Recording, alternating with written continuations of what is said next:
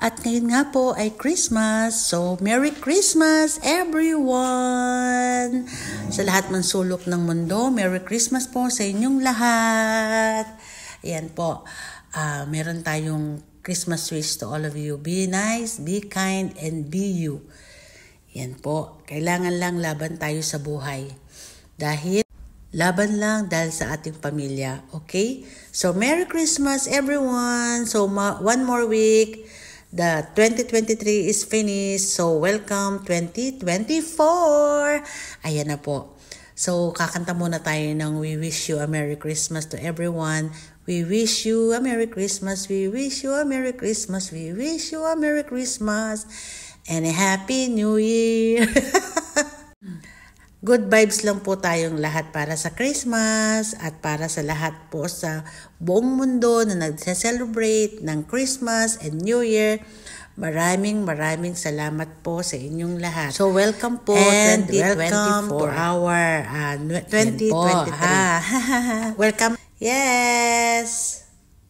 Dahil nga po ay Pasko, ay sa 24 night po is nagsimba kami dito sa Dubai, sa Christian Church, and they called it St. Mary's Church po, ang simbahan namin dito sa Dubai.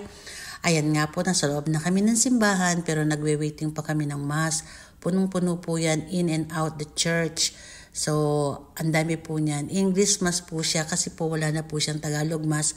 Ang Tagalog mass po, yung Filipino mass is 10:30 to 11:30. So, hindi na namin nahintay yun kasi mahihirapan kaming umuwi at hindi namin maaabutan ang 12 o'clock midnight na nasa loob ng bahay. So, kaya ang ginuha namin ng mass is until 9:30 only. So, dumating kami sa bahay ng 10:30 tapos po ay nagluto kami. Actually, naka-ready na lahat yung iluluto. Iinit na lang po lahat, tsaka konting cook lang. So, hindi namin kayang abutan yung 12 o'clock ng mass na gano'n. Dahil ang mangyayari po niyan, 12 o'clock, nasa labas pa kami ng bahay. Alam niyo naman ng mga Pilipino, kailangan pagdating ng 12 o'clock, nasa loob na tayo ng bahay. Di ba po? Yun ang ating tradisyon. Sa kaugalian natin na minanapan natin sa ating kanununuan. At maganda naman po talaga na kailangan tayong mga Pilipino o mga pamilya natin na 12 o'clock in the midnight ay nasa loob tayo ng bahay. At kahit wala tayong handa o kahit konti ang handa natin, kung ano man ang ating nakayanan, ay ating pagsasalu-saluhan. Ganyan po ang mga Pinoy.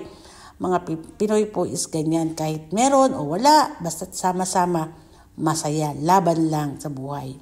Ayan po, hinihintay na namin ng mass. Kaya, go lang kami. Ayan. From the start po na yan, nagsisimula na po yan. Nagsisimula na po ang mass niyan at meron na po kaming konting mass pero hindi po kailangang i-video ang mass. So pagkatapos po ng first mass namin is pinatay ko na po yung aking cellphone. Kasi po is hindi na po pwede. Bawal na po. Pero hanggat hindi pa po nagsisimula ang mass, is pwede po kayong kumuha ng picture, pwede po kayo kumuha ng kung ano-ano or mag-video, pwede pa po yan. Pero once na nag-start na po ang mass, kailangan off na po natin ang ating cellphone o kaya po patayin natin. Yan po, tignan niyo kung gaano karami ang mga Pilipino sa simbahan. At hindi lang po yan, meron pa po yan sa tagiliran, sa likod, sa harap. Ang dami po niyan. Lahat po yan puno. Tapos i-close na po yan. Pag nagsimula na po ang mass, close na po ang gate. So, hihintayin po nila uli ang susunod na mass. Hindi ka po makakapasok sa simbahan nang nag-start na po ang mass. Hindi na po. I-close na po yan. From the gate, doon na po i-close doon. Tapos, may mga bantay po yan. At marami rin pong police sa labas. Coordinate po ng Dubai Police. Ganun po. At para po hindi masyadong ma-traffic.